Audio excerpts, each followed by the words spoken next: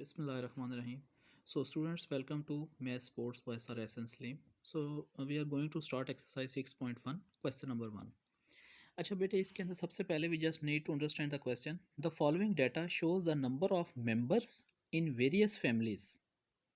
Construct a frequency distribution. Also find the cumulative frequency. अब इसके अंदर ऐसे क्वेश्चंस के अंदर हमने किस तरीके से क्वेश्चन को स्टार्ट करना है, we just giving the number of members. ये आपके पास इरैंडम डिफरेंट नंबर लिखे हुए हैं, ठीक है.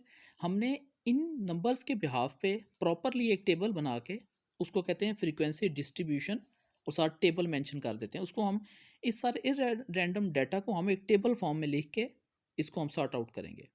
और उसके बाद फाइंड द कम्युलेटिव फ्रिक्वेंसी, वो क्या होती है, इंशाल्लाह I will let you know. सबसे पहले आपने बेटे जो स्टार्ट करना है दैट इज़, अब ये देखें, ये आपके पास डिफरेंट डाटा लिखा हुआ है, मैंने सो ऑन किया है ताकि बुक के ऊपर ये चीज़ मेंशन है. क्लियर होगी, ये सारा डाटा लिखा हुआ है.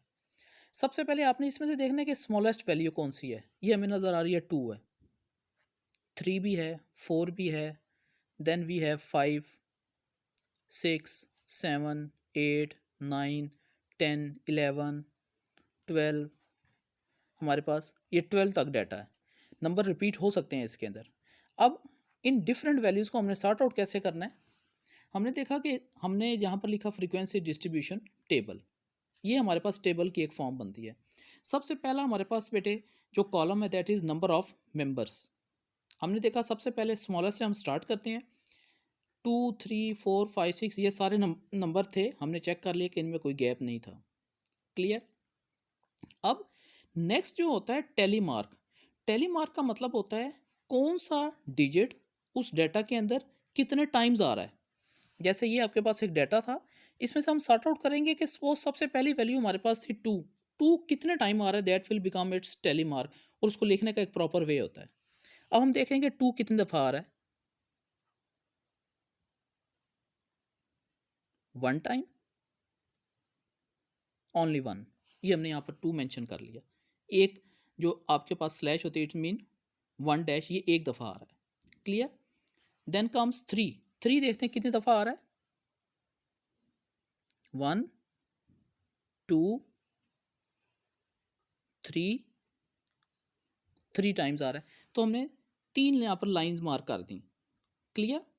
Then comes 4. 4 कितनी दफ़ा आ रहा है. 1, 2, 3, 4, 5, 6 टाइम्स आ रहा है. अब 6 को लिखने का बेटे तरीका असल में आपको मैंने समझाना है. जो सबसे इंपॉर्टेंट चीज़ है कि 6 को लिखने का तरीका क्या होता है. 1, 2, 3, 4 लाइन आप ऐसे लगाते हो, जो 5th लाइन होती है वो फर्स्ट से स्टार्ट हो गए लास्ट को इस तरह हम कट कर लेते हैं.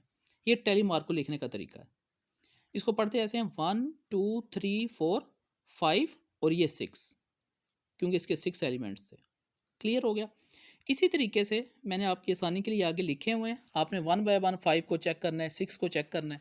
क्लियर. यहाँ देखें आपके पास 7 जो सा था, ये भी आपके पास कितने टाइम्स आ रहा है, ये भी आपके पास 6 टाइम्स आ रहा है. 1, 2, 3, 4, ये हो गया 5th और ये हो गया 6. क्लियर. फिर 9 देखते हैं. 9 कितने दफ़ा आपके पास आ रहा है, वो भी आपके पास 6 टाइम्स आ रहा है. तो 1, 2, 3, 4, 5 और ये 6. क्लियर हो गया. 8 जो सा था वो आपके पास कितने दफ़ा आ रहा था, वो आपके पास 5 टाइम्स आ रहा था. तो 1, 2, 3, 4 और 5th लाइन, यानी कि कहने का मकसद हमेशा आपने ऐसे मार्क करनी है. क्लियर हो गया. ये आपके पास सारा आ गया. अब इसको कहते हैं टेली मार्किंग. अब फ्रीक्वेंसी कैसे होती है बेटे, हमेशा याद है कि टेली मार्क के जो लाइंस हैं इनको मैथमेटिकल डिजिट में लिख देने का नाम फ्रीक्वेंसी होता है. फ्रीक्वेंसी का मतलब होता है गिवन डाटा के अंदर कौन सी चीज़ कितने टाइम अकर हो रही, दैट इज़ कॉल्ड फ्रीक्वेंसी. ये देखिए टेली मार्क 1 लाइन है, इसका मतलब इसकी फ्रीक्वेंसी 1 है. 3 है, मैथमेटिकल 3. ये 5 और 1 6, ये हमारे पास आ गया था 4. फिर हमारे पास था 3. फिर हमारे पास दोबारा 6 था. फिर हमारे पास था 5. फिर हमारे पास था 6. फिर हमारे पास था 2, अगेन 2, अगेन 1. क्लियर हो गया. यहाँ तक आपके पास आगे बेटे फ्रीक्वेंसी.